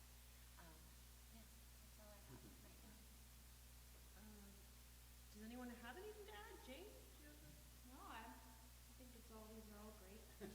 I actually feel like having an audition. I do. I'm like getting a little revved up. You know? Thinking of some of my old songs. I dust that off. Alex, do you have anything to add? No? Okay, wow. Okay, that was a nice, easy question. So, do you need to be memorized for an audition? And what about a callback? The question is, do you need to be memorized for an audition? And then the second question is, Do you need to be memorized for a callback? okay, I'm going to say that it makes me nervous when you aren't holding your pages, because you may have prepped it to the point that you feel like you memorized it, but if you aren't holding your pages, you will inevitably get nervous, and then you'll forget your line, and then you will, all of a sudden the whole thing falls apart. And you're like, it's okay, I'm gonna start again. I memorized it, I'm gonna nail it this time. And it inevitably falls apart. And so I really love a level of prep that it's almost as though you're memorized, but like, let's keep in mind what we've talked about today, about the different paths you can go down. Because if you memorize it, you're in that one path of snow, right? And then we ask you to try it differently, and then all your lines disappear, because you planned out how you were going to say it all. And I'm going to go, no, can you enter from the other side? And this time, like, lie down when you say that. And all of a sudden, your lines are going to go away. And so the pages are so important, and for you to be flexible. If you are preparing the way that this panel has described it, you're going to want those pages in your hand. But you want to know it so well that it's almost like you're memorized. Does that seem fair? Yeah. I don't know. That's my experience in the room anyway. A strange thing happens too with your brain if you do the same song or the same scene twice in the same space. Sometimes your brain will skip something because it says, oh, I've already done that. You know what I mean? So your second pass at something, even if you are memorized, sometimes your brain can do a little flip-flop because it's said to you, I've already done this. You know? So And that being said, when you're singing, I have to say it might be the opposite. Yeah. That if all of a sudden you go up for your song and you're holding your music, I go, what are you doing? Like, it is infinitely easier to memorize music in my mind. It's like it's in time, it rhymes. I don't mind if you have pages in your hand, but you have to be able to play. On a callback, I don't want pages in your hand because we probably have you acting with another actor who's probably being shortlisted as well, and I want your whole instrument to be available to us. And hopefully by that time, by a callback as well too, you've had it enough that I want to feel what it's like for you to be in a rehearsal hall now with like the second week of rehearsal or the third week of rehearsal. Like if the first week, you know what I mean? Like I'm like, okay, that's where you enter with and that's where you're playing. But a callback is to deepen our relationship and for me to get to know what your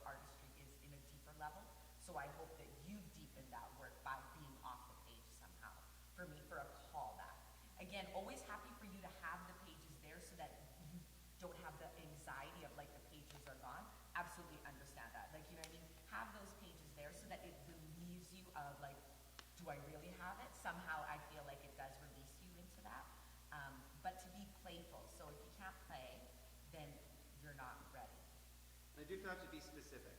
In a general audition, where it's your time and you're bringing your work in, it's like, I'm going to be doing a monologue today.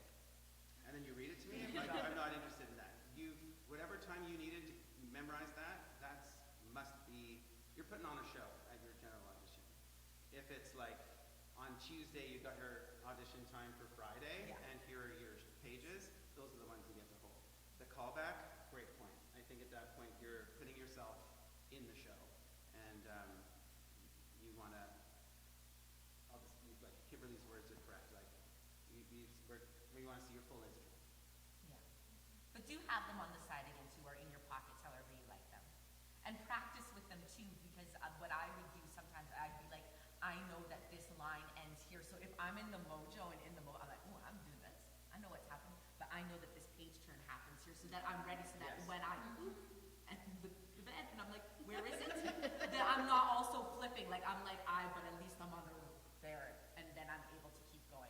So know where your page turns are. I have to say, it's literally my favorite thing is to see someone in a scene and flip it, so you know exactly where on the page they are.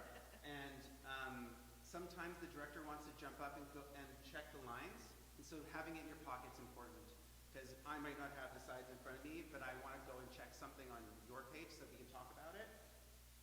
Oh, what was the other thing I was going to say about that? Well, lost it. Jackie, do you have anything to add?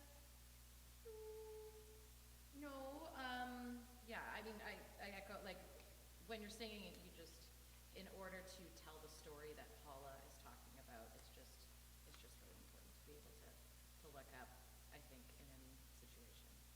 That's Unless all. it's some crazy patter song. Sure. You know what I mean? Where there's just so many lyrics and you really feel like you're going to fall off the horse. I think like, yeah. I have What was it? oh, sorry. Oh no, I was Charlie Brown auditions. Charlie Brown had to sing a little more this, little less that, little more this, and the actor, one of the actors I was working with in preparation for that, because they gave them 4 days, and it was the whole song that they had to prepare. And he said, I've never gone into an audition before with music in front of me, and I said, in this case, like from an MD's point of view, I would say it's totally okay, because there's just so many lyrics, you know. May I ask a question? Yeah. It's a question about dance, and I do remember what my other thing was. Don't bring in an iPad to read your lines off of in your audition. I don't find it helpful, and you can't fold it and put it in your back pocket. Okay, so no iPads, but the question about dancing, I'm not a dancer, yet I've made it.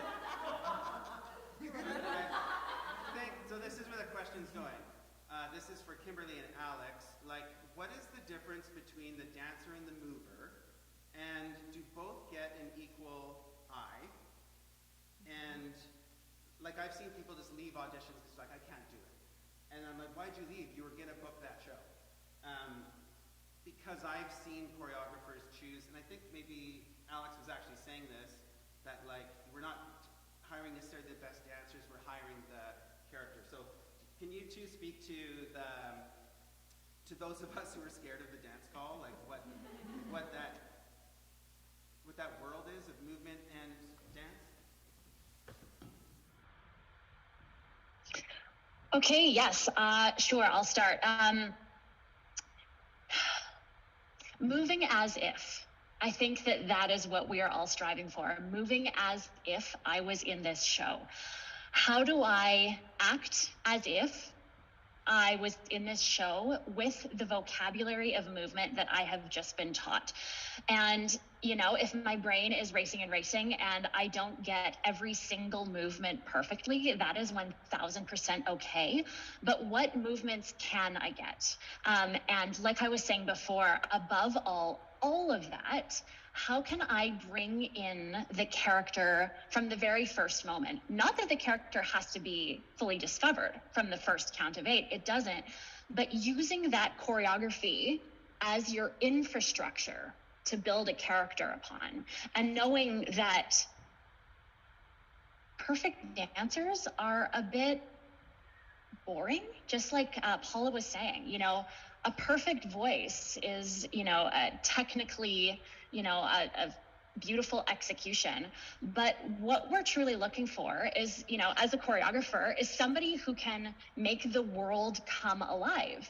And to me, somebody who is executing the dance movements perfectly is not necessarily able to make the world come alive as the person who in that dance audition is trying on 5 different things for size. Okay, what if I play this character, as this certain way? What if I do this movement in this certain way, right? So letting the movement be what it is and doing your absolute best with the movement, but focusing on using it as an exploration for developing and building a character, and letting that movement kind of just like be your foundation, and then let the character just kind of bubble on top. And that doesn't mean finding a perfect character, but it means doing an exploration and trying things. And like I was saying, not waiting till it's your turn to do it in your little group. If at the audition they decide to see the dancers in smaller groups, not waiting till then, but doing it right from the very, very first moment.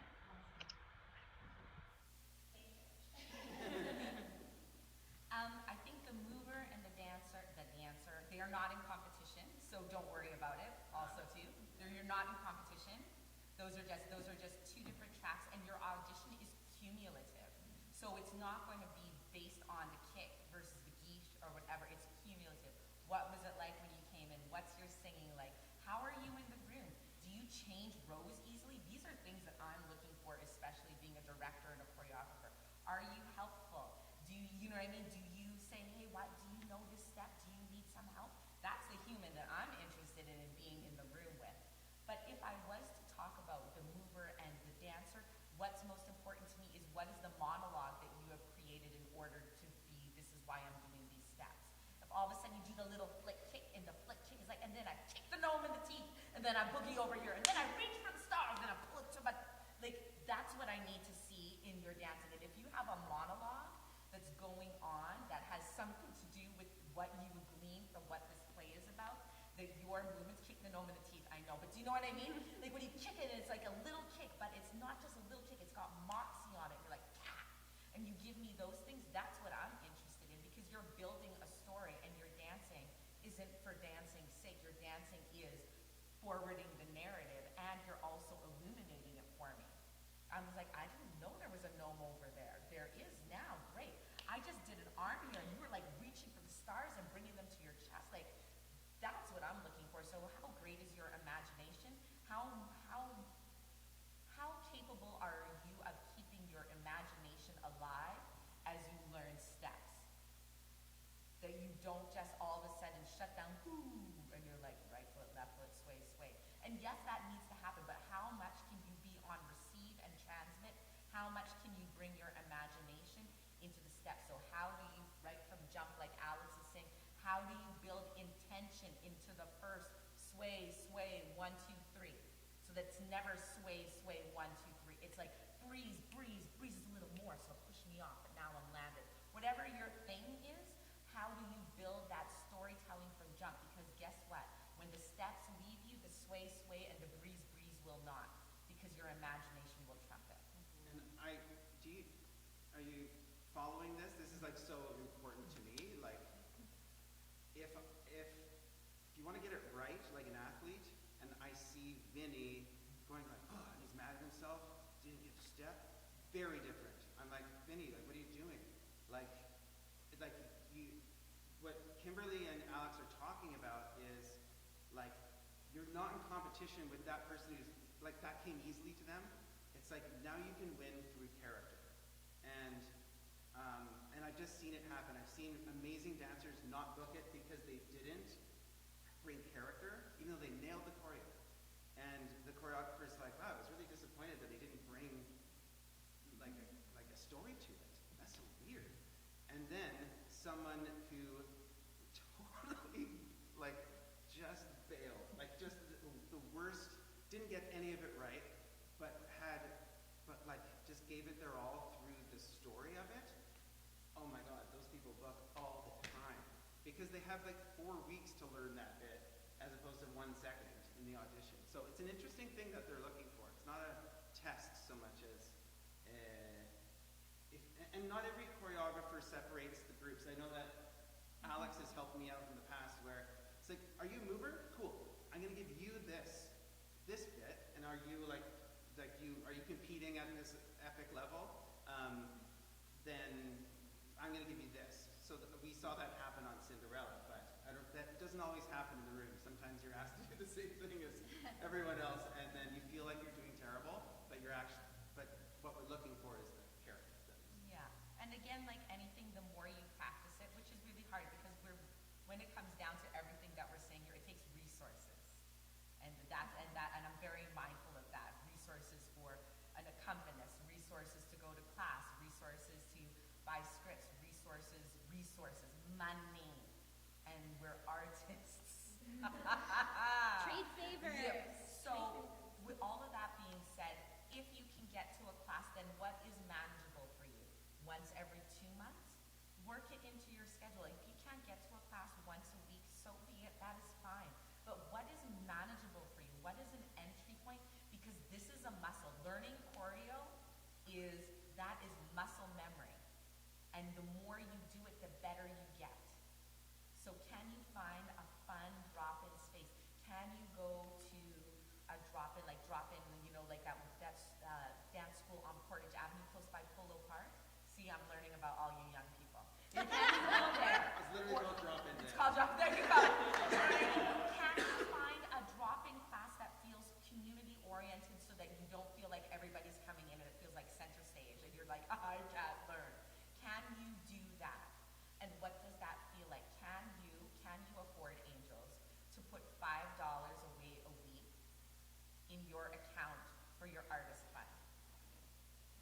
Is that something, is it $250?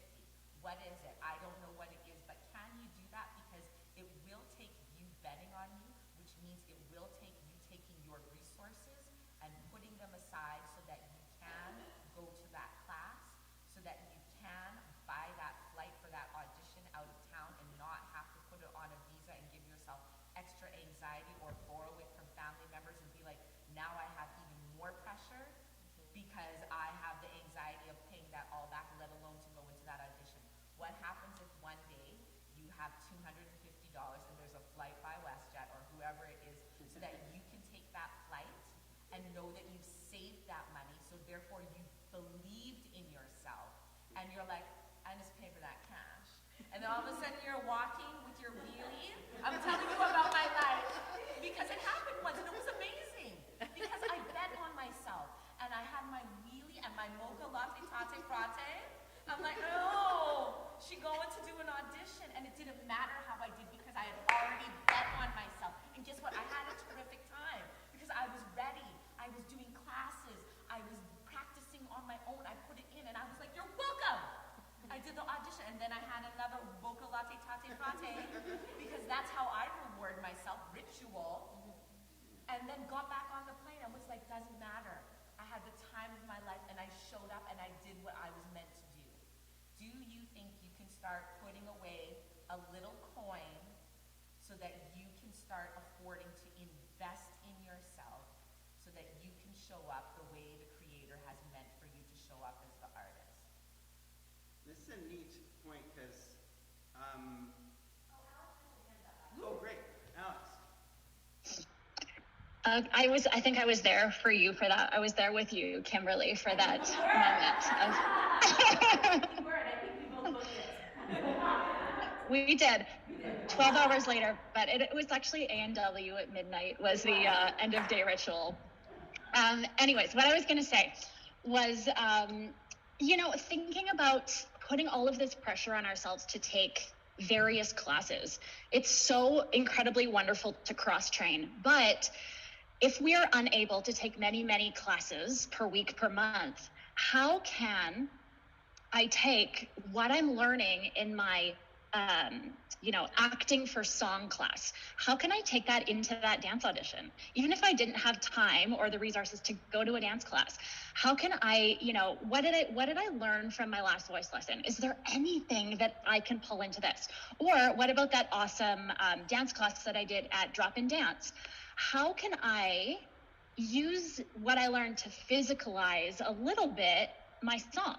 right? So thinking about how the different ways we train and the different classes we take intersect and can support the other things we're doing, rather than thinking that we're somehow failing if we're not taking every single discipline. Of course, I encourage all of us to train as much as we can, but to steal from every class we take and know that it applies to everything we do.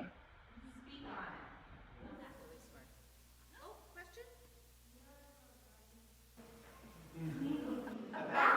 Yes. Absolutely do. Store. Down those stairs is right down there. And I'd also love to speak as a mover. I'm nobody's dancer, and I took dance classes my whole life, but I was never someone who was going to be cast as a dancer in things. And I think that I had a lot of opportunity in my career to work on new pieces, new development. So I would be doing the show that I was doing at night, and then like at least a couple of weeks out of every month I was during the day in a rehearsal studio working on new development of new pieces. And I always felt when I was working with the most confident of writers and the most confident of composers, working on this material, you would come to a point where everybody would say, not everybody, the writers and the actors were very much a part of the experience, the more confident the creative team was to decide whether or not that character had really earned the right to have to sing about it. Because there is an elevated, the musical theater is certainly elevated, that all of a sudden two people are having a conversation and then they just have to burst out into song. There should be a reason where it's necessary. I would be working on material sometimes where they're like, why is that 7-minute long song happening when what is being expressed there could be done in 2 lines of dialogue? The moment that character has to lift themselves to song is in a different place and in a different time. So if you put that same thought process as an actor who's moving into what is happening in my world that's making me have to move myself, that is the actor who is moving. And sometimes the best way to figure that out is through watching kids. Like I have 2 young kids. And sometimes depending on their mood, their blissfulness, their rage, the only way for them to express themselves is in a physical way. Because words and being still can no longer express what they're feeling.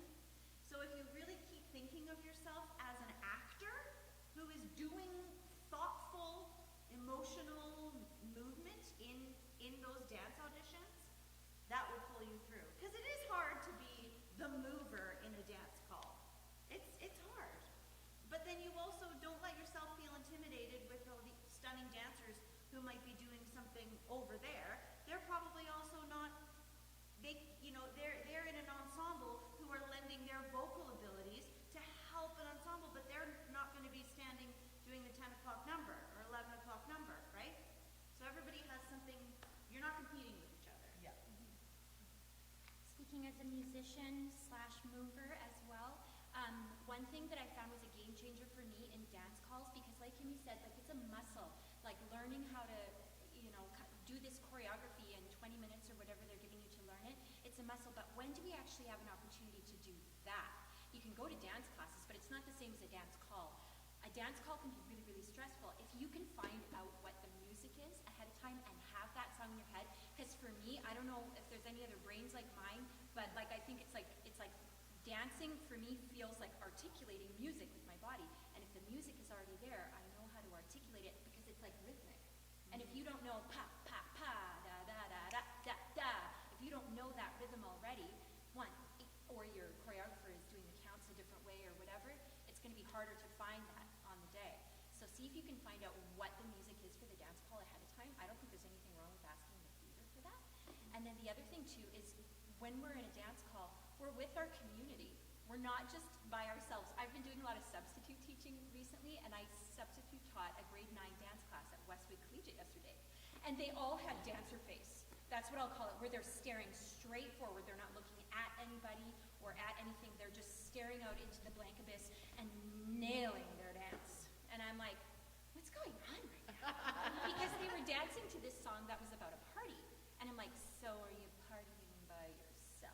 Would it be okay to assume that we could connect with somebody That's else on crazy. stage during that party? And me as a mover, when I'm up there with all the other dancers, one way that really, really helps me to sort of like, I don't know, like break that little bit of anxiety or intimidation or whatever it is with these people that can kick their faces is to just connect with them. Yeah. Just be like, hey, I'm me, you're you. We're both up here and we're doing it a different way and it's okay. You know what I mean? Like just like connect with the other people, like find opportunities to make eye contact with them instead of just like staring out into the abyss with Yeah. Is that a thing? Is dancer face a thing? Like drummer face? Like dancer face. Doesn't you know what I'm talking about? Where people are just like staring. I think like recital face is a thing. Yeah. That like Yeah. dance recital, like the big smile, and they just smile. I was like, why are you smiling? You just like tell all they're the time. so focused And it's on like, cause I'm a comp dancer, you know? And then the same thing happens from like the School of Music with like Oh. classical singers, is that they've learned everything in Italian and they can do all these amazing things, but there's no acting. So I'm like, wow, it's amazing. Do you feel like bringing something to the, you know, like they're bringing their worlds, but you need to come into the musical theater performance world. Can I take a second to like tie a few things together? There's something Kimberly said that was really interesting. We're removing barriers to auditions all the time. The video is something that isn't going away, right? So there's old school versions of us that are like, I'm so sorry you don't have the in-person experience that a previous generation had. But you are self-employed, so you're a business. So if you invest in yourself and you put that money away, and then you can either invest that in those two lights and that pop-up screen that makes your tiny apartment a clean slate for your wonderful audition. It could rent that room for the dance or the pianist for your rehearsal. But it could also be the flight that puts you in person with to have a magical experience. Winnipeg's not necessarily that place to travel to. Like, I feel uncomfortable when someone like, I flew in for this. I'm like, ah! I was like, oh, why'd you do that? Oh, God. But I can tell you that trip to New York or Toronto is worth it. Because being in the room, even though I did want to say about videos is that your video is important because you have an advantage over the person who's in the room for 10 minutes. Is that we don't get to re-experience that 10-minute audition, but we can always rewatch your video. So it isn't, I believe it to be an advantage because I can't help myself. I'm always going to go back and watch it. I'm not going to go like, to be fair, I'm not going to watch that video again. You know, I like literally the views just go and go and go because I don't know, trying to take from it as much as possible. That being said, I don't know, there's something about that walk in the airport and that the expense around your like 16 bars that is magical, like for real. And I have a few good stories I could tell another time about like where success comes out of that stuff, like because you bet on yourself. I think that's a really good idea. But if you invest in yourself earlier, because you're a business, think of it that way. Don't think of it as barriers get removed, make sure that you move into that space with investment, if that makes sense. And then save your receipts. Yes. And you can submit them with your tax. Like it is Yeah. something to, because you're a business. We are coming right to the end of our time. We have about 5 minutes left. So it's going to be a really short Q&A session, but if someone does have a question that you just need to ask, now is your time, and we'll try and be as expedient with our answers as possible. Go! Exactly. But when I'm submitting my headshot and my resume, do you want them in one PDF together, or do you want it in one PDF as my resume and one PDF as my headshot? So for rainbow submissions, my dream is to receive one resume as a PDF and one headshot as a JPEG. Hey, great. Good to know. If your headshot is a PDF, it's not the end of the world, though. Yeah. Headshot as a Mm-hmm.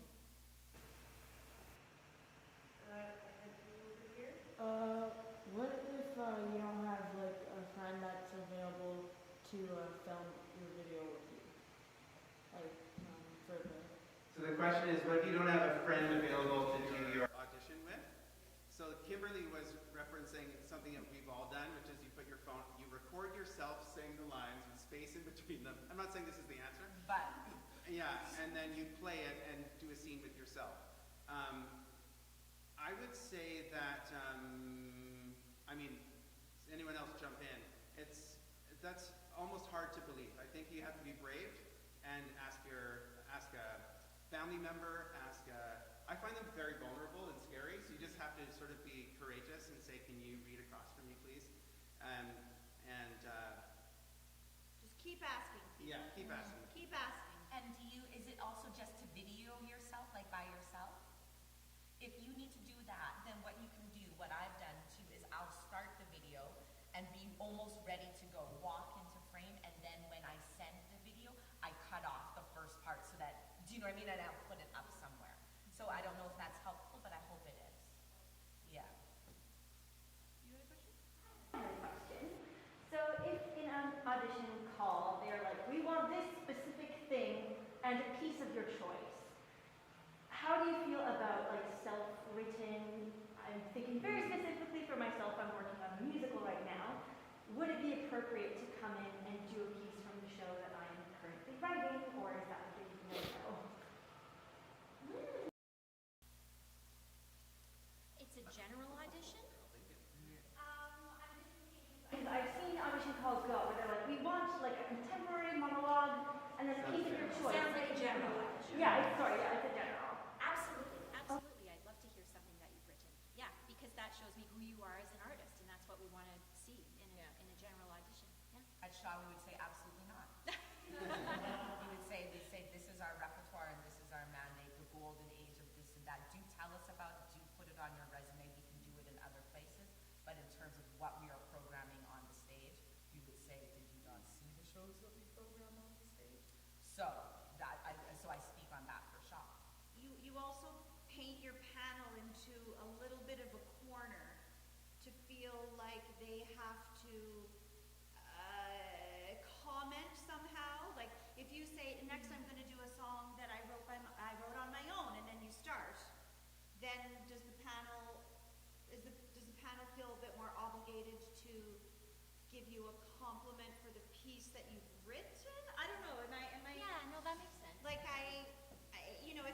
if you're singing something from Guys and Dolls, I don't have to comment on the piece. I guess a better venue for, showing somebody your work, your own written work, would be like more of like at a workshop type setting. Or if you're auditioning for something like a musical stage company or something where they're also developing new, that would be somewhere where I'd be like, oh, they might be more interested. Somewhere that's developing new work especially. So I think it just depends too on where you're auditioning. Seems like a case-by-case basis for sure. It's kind of like if you're auditioning for a theater for young audiences that you don't do the monologue with all the swears in it, because it's not helpful. Like, that's not what they do. I would say in our general auditions, sometimes we say, like, if you play an instrument, please show us that. And if you've written a song on the guitar or the piano, we totally welcome it. But if it's an audition for, I don't know, The Wizard of Oz, and you're like, here's a song I wrote, that's probably not the time to do it. Resumes. For those that may have taken a break from performing from when they were younger, like dance, high school, do you feel like it's a good idea to have those credits on the resume, or is that not worth it because that was 10 years ago? You're still very young. So it's hard to imagine a credit, like this is a perfect example because I don't know you. So if I saw a great child acting credit, in my mind, and I'm only partially seeing you, but to me that was like 10, 15 years ago. So, I mean, it would be different on my resume. I wouldn't put that I did 2 productions of Annie playing Annie, but that would be a little awkward to be on my resume. But I think you're still living in the world of your early career. So I don't think that having taken any kind of a break needs to be indicated. But I also think, when you credits for your resume to make your resume less busy. If you have been working now and you're coming into your second decade and, you know, some of those credits that were obviously in your early years, you can start to pull them away. But I felt like in the early stages of my career, I probably kept Annie on there for a little while because it also showed that I could carry a show at 11. You know, so maybe into my career still in my late teens, I probably still had that on. It was still appropriate to show that I was capable of doing that. But I don't think you have to worry, like if you took a 5-year hiatus and did something else, that doesn't have to be indicated at all on your resume. I think that's the quote for the day, carried a show at 11. Good for you. Wow, that's awesome.